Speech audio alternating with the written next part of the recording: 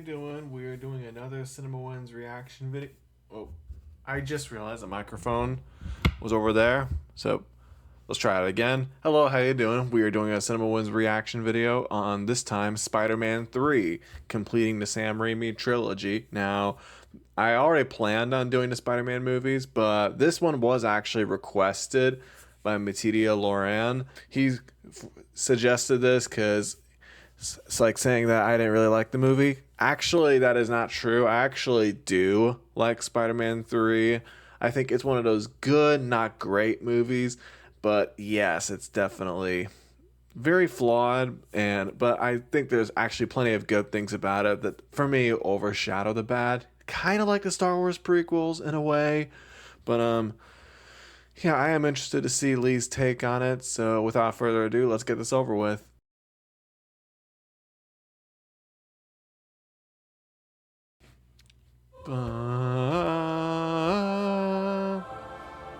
Three. Hopefully I got that positioned right. Another previous film's recap that manages to keep seeing names on a screen a little less boring. Yep. And intermixing some Sandman words and symbiote imagery to make them Spider-Man 3 style opening credits. So far, so good. Spoilers! Some Oh yeah, because Harry gets killed by his own glider. Yeah. subliminal messaging to make you feel okay about narration by subconsciously hearing Morgan Freeman's voice in your head. Hold on, let me see that again. Feel okay about narration by subconsciously Along came a spider. Really? Oh, that's cool. I didn't even know that. hearing Morgan Freeman's voice in your head.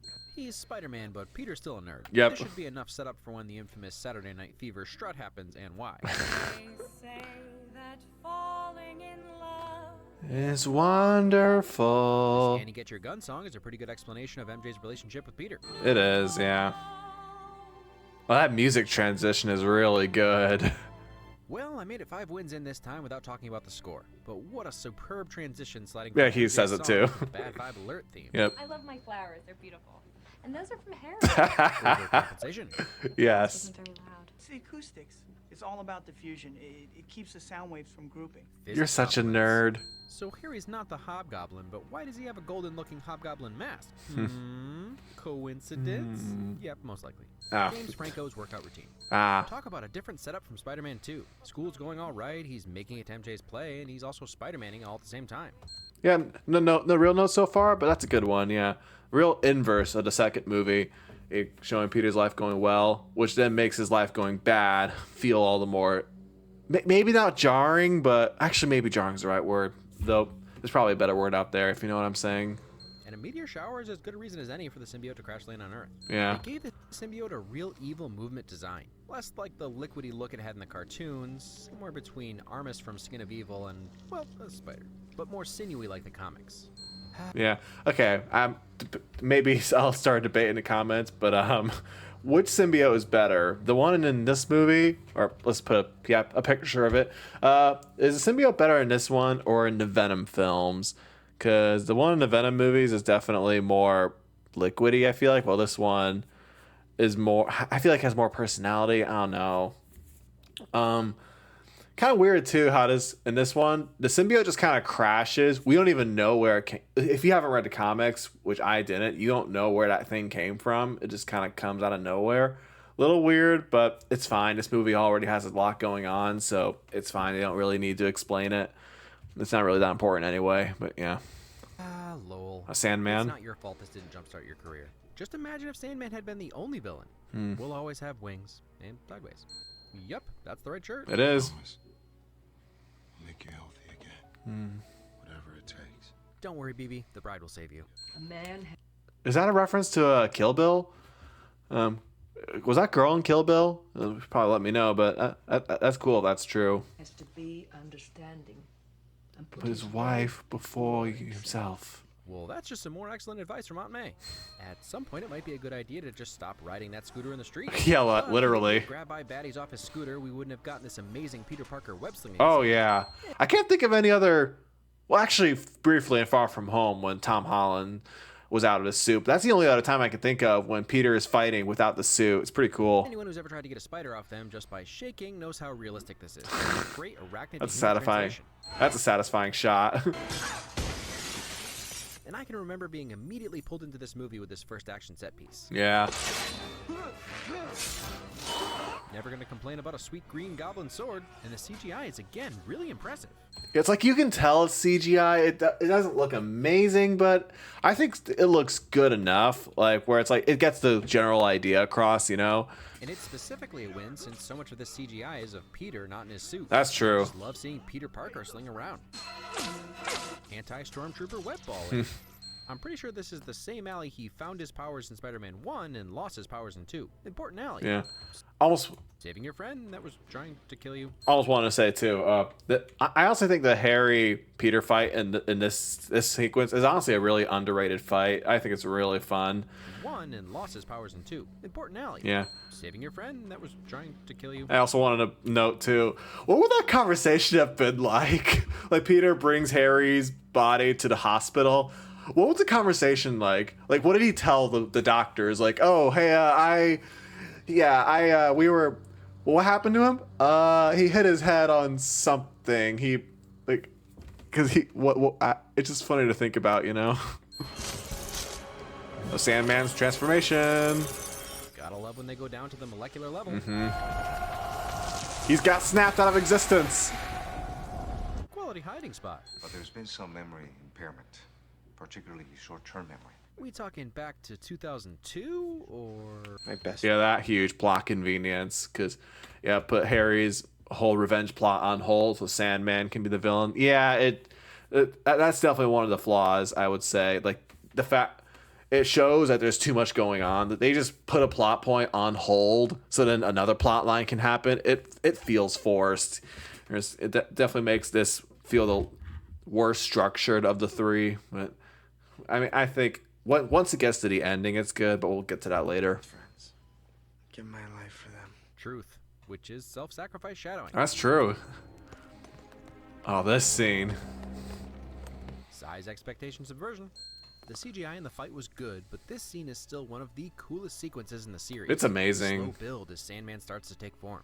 You can't quite make out what body parts are forming at first, as if he tries to do too much at once and can't hold his own mass together. Then his finer details start to take shape as he gains control, and like Dr. Manhattan, seems to will himself into existence. And as has been established, it's his daughter that finally gives him the final push to get up and walk out. And the music in that scene is really good too. Worst crane operator ever. Get Edison on the phone. Have them kill the power to the whole block. Thomas Edison? I don't. Someone should tell him he's dead.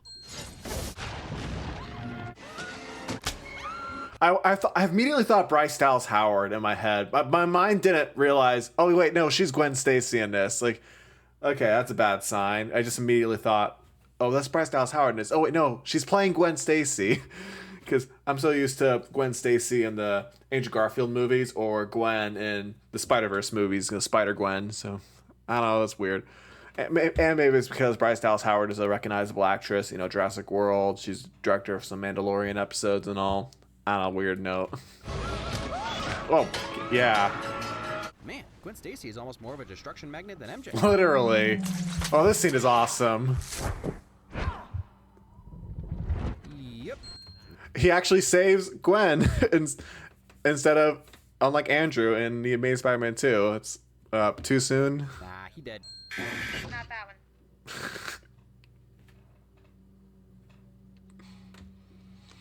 Helpful. No offense. Flagpoles. There you are, Foreman. You want a staff job and you want a staff job. Anybody care about what I want? I do. Shut up. Shut up. Get out. Ladies and gentlemen, J. Jonah Jameson is always a win. Agreed. No, Raimi, I want a line this time. Yeah. Okay, Stan. You'll love this. Enough said. That's one of my... hold on. I didn't. That worked, actually. But, yeah, that's honestly one of my favorite Stan Lee cameos. Like, I think it's number 3, if I remember correctly, because my second favorite is Amazing Spider-Man with when he's in the school with the lizard fight, and then my favorite Stan Lee cameo is Civil War. So yeah. What is she doing here? Well, Gary was supposed to call her agent. And, I mean, you're clearly late for rehearsals, so... I know this is setting up some of the traits that the symbiote accentuates, even taking his eye off MJ to shoot the banner, but who could even really... Is that really? The traits Hold on. That the symbiote accentuates, even taking his eye off MJ to shoot the banner. Really? Is that what? Because I always saw that as like MJ herself was moving out of the way, because this was after she had just been told she was fired from the show and wasn't reprising a role as in that play. So I thought that was her doing that, moving, and I didn't think that was Peter moving the camera. Maybe I misinterpreted that scene the whole time. But if that's true, wow, that's a jerk move, Peter. Because I know that's a whole thing in this movie, that Peter is much more of a jerk, which sets up how the symbiote really amplifies that. But who could even really relate to this? Being able to revel in your accomplishments without anyone actually knowing you're reveling. Is that guy from that prison break? Nah, you're thinking of Lincoln Burrows. Ha! Love this little hint at what's coming. What'd that say? You're thinking of Lincoln Burrows. Manhattan Sand and Stone Company? That's cool. Love this little hint at what's coming. Bum, ba, bum, bum, ba, bum, ba, dum, So this bum, universe, ba, the dum. Asian lady plucking her violin in the last film might have a case for an IP lawsuit. I mean, I kind of saw that as they kind of just took her music and were like, hey, we're gonna get permission from you so we can get this. I don't know. I kind of saw that as they got permission from her, but who knows? Lay one on me. Lame. But Oh, it's yeah. He can't admit that he has a girlfriend because then she'd be in more danger than she already constantly is. But still, stop that. Listen to this kid. Yeah, no, it actually is bold how harsh they make Peter. They really do not hold back on making Peter unlikable in this movie, which I honestly really appreciate that. Door surfing. Where do all these guys come from? I don't like Sam. Ha, of course. It's rough and irritating, and it gets everywhere. Oh, Ash, they're for all the most Yeah, Bruce Campbell again. important moments in Peter's life.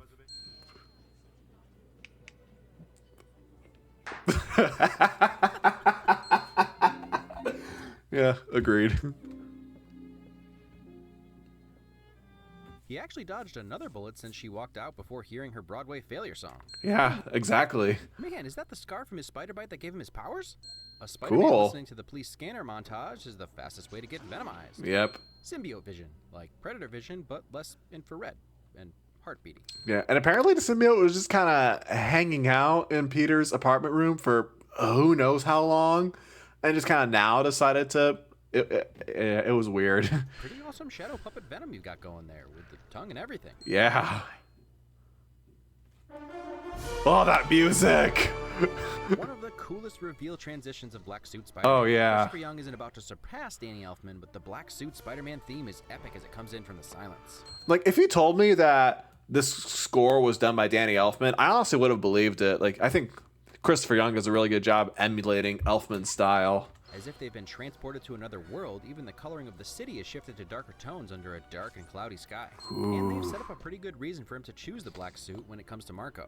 I like that it's not 100% alien possession that makes Peter go down this path. Yeah. This movie is so bad. Why did Amazing Spider-Man use such a similar fight scene?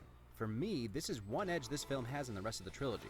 Hold on. I'm trying to remember. Was there a subway fight in Amazing Spider-Man? Or I guess there kind of was when Andrew's Peter fought Lizard, if I remember correctly. It's been a while since I've seen that movie. Especially utilizing an angrier black-suited Spider-Man. Oh, yeah. Not taking anything away from the train sequence in Spider-Man 2. Just saying. This is another great use of the characters and their strengths and weaknesses. Agreed. Starting to look like an all-American reject there, Peter. I'm just saying it looks like he might be taking back Sunday. Yeah, symbiote gives him black eyeshadow or whatever that is. Okay, fine. Or applying for a job at Sunnydale Real Estate. I guess your newfound glory might make you Panic at the Disco. Thrice on Thursday, you're looking... the used? I love that the second he takes the black suit off, the light comes back into the room, his face brightens, and his hair gets blonder. You're a good woman. I am good man. Dating advice. Why would you do that? Guys, stop. No. it. Paper, MJ really is the worst. She actually Willem is. Dafoe is always a win, even when reduced to a mere reflection. First, We attack his heart. Worked in the first film? Sort of. That's Harry right there, preparing for his attack. Another Oh, moment where cool. filmmakers didn't need to have him there, but they did it right. I'm lonely. You aren't there for me. Such a compelling scene. You get the sense that a lot of what MJ says is true. I think She it does is. feel alone. Being with Spider-Man would have its difficulties. But she also sells her love lost for Peter while still winking at the audience that she's being controlled. Great performance. Yeah. I remember thinking, actually, like, why wouldn't MJ just tell Peter that Harry is right there? But the more I thought about it, the more I'm like, actually, I kind of buy it now. Because kind of like, he does have a point. Like, MJ kind of does want to break up with Peter in a way, because it's like Peter has been like ignoring her feelings. Like you have that earlier scene when she gets a bad review on her play, and Peter is just all like, oh, no, don't worry about that. Just get back on that horse and blah blah blah. And MJ was like, try and understand what I'm feeling, you know.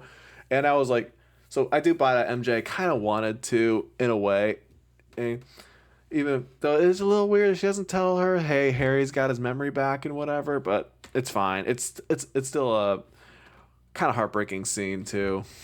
Pie. So good. Misery pie. That was cool. Probably not the Peter Parker everyone wants to see, but symbiote poison Peter offers up a different, darker side to Peter's fighting. Oh yeah. Ooh, the way Harry's head hits that banister, like, and that fight's pretty underrated too. Nice characteristics of its host, especially aggression. Ursula. You didn't keep any, did you? Make Go some. make me some. Peter?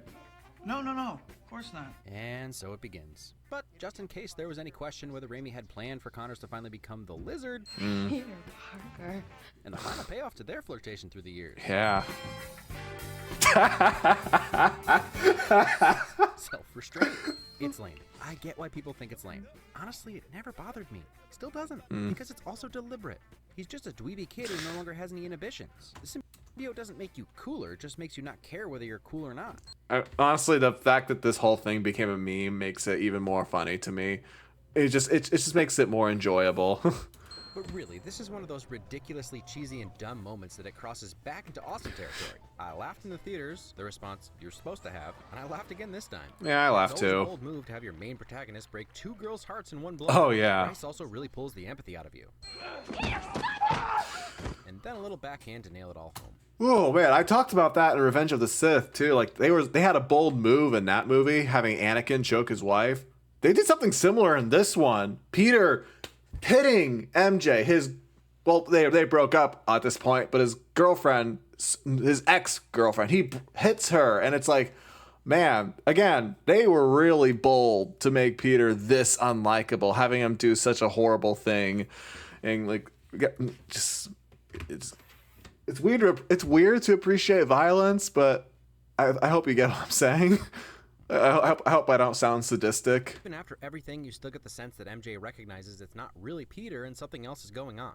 True love right there. Side note, please don't misunderstand. No one should ever stay with an abusive partner, physical or otherwise. Oh, yeah. Unless Sure, yes. you have 100% unequivocal proof that an alien has invaded them. And even then, you should probably kill it with fire. Yeah. I want you to kill Peter Parker. That's not how prayer works. I think you may have misunderstood Peter. You want forgiveness? Get religion. What a crazy scene.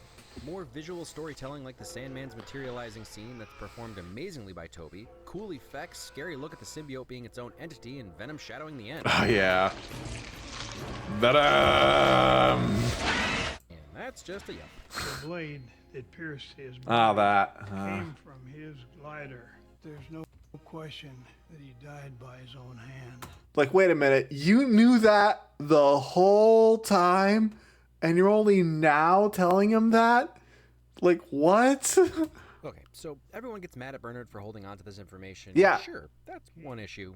My question is, in what possible way does that exonerate Spider-Man? He's incapable of grabbing the glider and stabbing Norman? Actually, that's a good point. Yeah. I didn't even I actually didn't well, I haven't thought about that until I watched this video, but yeah. How would that... Yeah, because how do we know Peter didn't? Yeah. I mean, you know, I'm fine with it, and Peter did say this. He killed himself! That's Probably true. An idea deep down. Just thought it was strange no one mentioned that. I like how Venom's webs being black are a subtle explanation of why he has webs in the first place. They're actually an extension of him since he's mimicking Spider-Man. Oh, Venom in this is scary. Saving your Spidey. For all the things missing or lacking in Venom, they did a pretty great job with his design. Yeah. While perfectly handled, he's still pretty creepy. Unpopular opinion time. I like Venom in this movie more than the Tom Hardy movies. That might be a hot take, but yeah. I just like Venom in this a lot better. He's actually scary. His design... I do like the design in the other movies, but he's more fun in that, and Eddie Brock in those movies isn't very compelling. But in this one, Eddie is intentionally more of a mirror of Peter, of what Peter could become if he went down that dark path. I just find him more compelling in this movie. And the Tom Hardy movies are just whatever. If you want me to do CinemaWins reactions videos to them, I don't really want to. I might. It's a big mic. I don't really care about those movies at all. But yeah, I just think I just wanted to throw that out there. And I never get tired of these aerial battles. I could make fun of MJ's grabbing onto something mid-fall skills, but it's pretty established that she can do that. Every movie has at least one, so that's series continuity at this point. That's true. Sandman's final form is pretty impressive and imposing. Ooh. It's hard to believe what's happening. The brutality of it. I mean, I don't know if I'd go that far. Brutal is a strong word.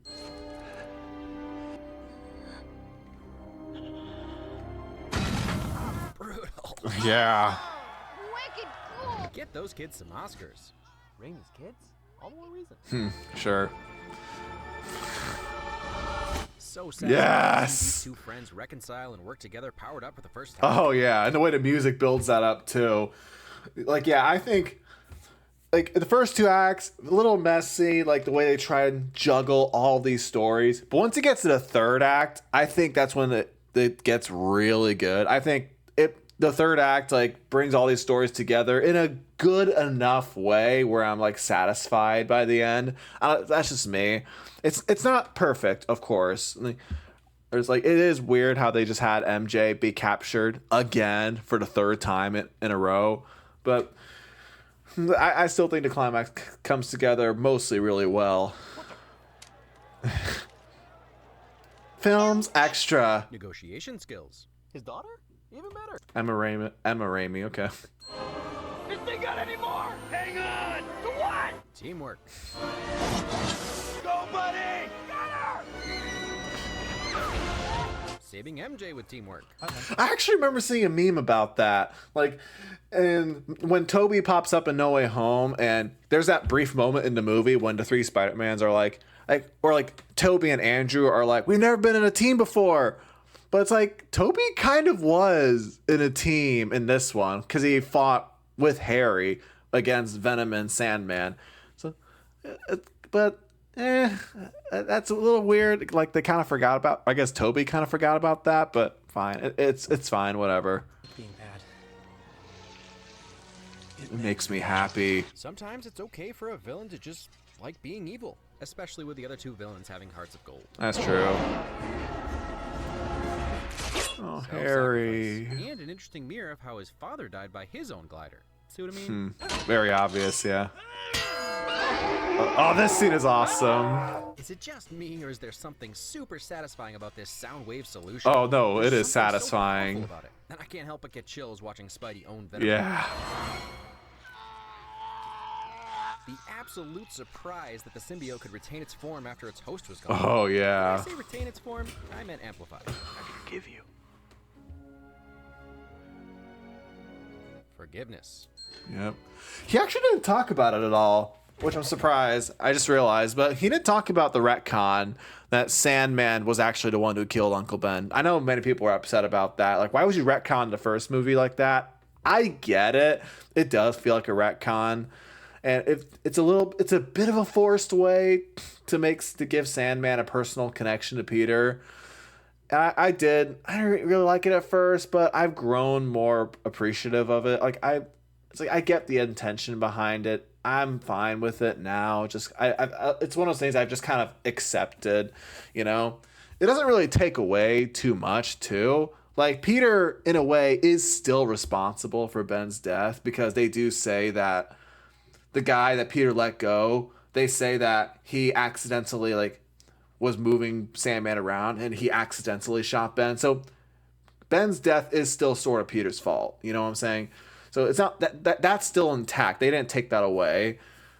And again, it's just kind of one of those things I've just accepted. I'm fine with, even if I do understand why people have issues with it. Another beautifully shot, scored, and lit scene concluding the relationship between these three in a fulfilling way. These movies love ending with funerals. Also good for Flash Thompson showing... Yeah, there he is. little bit of series poetry with how this moment mirrors the first time Peter shows up for MJ at her play and she pauses and forgets her line. And since these films have really been character dramas about the people, not the heroes, we end the film on MJ and Peter's reconciliation instead of Spider-Man web-slinging. Very nice. I thought this would be harder. It's crazy how susceptible to the power of suggestion we all are. Even me, the internet's most optimistic movie guy. I knew I liked this movie in theaters, but the extra loud minority had me second-guessing that enjoyment. That's not to say this film was without problems.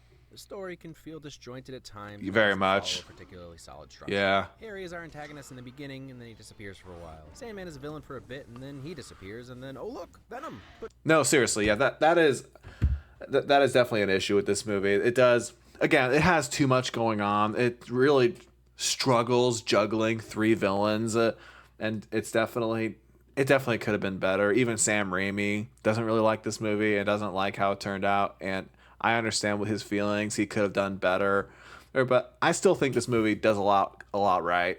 But just for the last fifth of the film, coincidences and convenience abound. Yeah. Again, as I've said from the first film, it's the type of narrative that's been established for the series. A true comic book adaptation in all its campy glory. It's bizarre that this is remembered as the lamest of the trilogy. Don't get me wrong, it's cheesy. I guess you haven't heard. I'm the sheriff around these parts. But it wasn't some kind of crazy shift from the first two films. It wasn't. These movies were always deliberately comic book campy. I know, you're all yelling at me through your screens right now. For the record, I can't hear you. Haha. Stop it. Venom. He was handled poorly, but it's more evidence that the studio should put up the money and stay out of the creative process. Yes. He never bothered me too much, but I get that Topher Grace and Venom's short screen time were a disservice. I mean, yeah, I do like Venom in this movie, but yes, he definitely needed more screen time. He only shows up in the last, 20 minutes? It's really, come on, I wanted to see more of him. But I get it. I understand. This movie already had a lot going on. There's already too much they had to juggle, so I get it. It's just disappointing. Although I already pointed out that the visual design is really good, and I think the sound design is spectacular. Yes. But your complaints were heard, and now you're getting a standalone Venom movie. So there's that. Which I didn't like, but whatever. The other villain arcs work just fine. Sandman ties us back into the first film with Uncle Ben's death, but otherwise he doesn't do a whole lot for the first half of the film. He does, however, create an interesting take on Spider-Man, since Spidey is much more proactive in finding and defeating him as black-suited Spider-Man rather than reactive, which is his typical MO. Good riddance. Speaking of... That's a dark moment, too. Peter, we know Sandman survived that, but he actually thought he killed him, and he just goes, good riddance. Man, that's dark. Spidey's darker side, it's hard to sympathize with him for a good stretch of this film, but the reasons for his behaviors are set up really well. He finds out that he was partially responsible for the death of the wrong guy, and then when he exacts his vengeance on Flint Marko, he only feels more alone since Aunt May won't condone murder. The love of his life abandons him for seemingly his best friend. Then throw the symbiote on top to amplify those feelings and add a dash of extra aggression and you get domestic abuse man. So even this is technically fleshed out. There are a couple of themes going on here, battling your dark side, allowing yourself to be consumed by what people say you are, either positive with Peter or negative with MJ. Yeah. The biggest One thing kind of related to that, I remember Sam Raimi bringing up that the black suit is like a drug. That's it's representative of a drug. Anytime Peter feels bad or he's I don't feel so good, he takes the suit, very much how a drug addict would do it, and then the suit makes them feel good, and even though it's causing them to hurt others, it's causing them to be selfish, very much like a drug addict. So it's really interesting. The theme is about forgiveness, or the lack of forgiveness, and what it does to you. Brock mistakenly goes to God with his desire for vengeance, and then we see what happens when you can't let go of a grudge and hate. While Harry does die, he's freed from his unforgiveness of Peter and dies for his friend. You could say that Sandman gets off a little easy, but the arc was for Peter, not Flint. His forgiveness of Uncle Ben's murderer is what matters. That's true. The whole cast was great. Even Topher Grace does a fine job at being greasy and unlikable. What's that smell? That's a little something called nice and easy. I refuse to accept that this is J.K. Simmons' last time up to bat as J. Jonah, but only time will tell. Brent, that's not the position I hired you for. Harry's That aged like fine wine, because then he comes back for the MCU, so that's cool. switch back and forth from brooding bad guy to happy-go-lucky goofy guy was awesome. Bump on the head, I'm as free as a bird. This is probably Kirsten Dunst's best performance out of the three, even though I'd she say was so. pretty sullen throughout. I'll always love Thomas Hayden Church because he was Lowell. Yep, it's biased and dumb. But he was also really great in this film. He sold so many scenes just with his static face. Oh, yeah. Not the greatest movie ever, still probably the weakest of the trilogy. It is, yeah. It's the highest for me. I can only give it a 7 out of 10. Like, I want to give it an 8 or even a 9, but it has for me it has too many issues to go higher. It for sure is the weakest of the trilogy, but I still think it's good. Again, it's a good, not great movie, because I think it does a lot of things really well. But a great closing to the story nonetheless, and plenty of fun to come back to when rewatching the trilogy. Yep. So for those paying attention, this is a re-upload, which I'm going to be doing a few... Hold on. 123. Magical disappearing spider tears pies. So good. Or said tears. I'm Batman. Oh, speaking of Batman. Alright, and that was my reaction to CinemaWins Spider-Man 3 video. Not too many other notes to say. I still like this movie. I think it's good, even if, yes, it is very flawed. With all that said, I think that'll be it for now, so peace.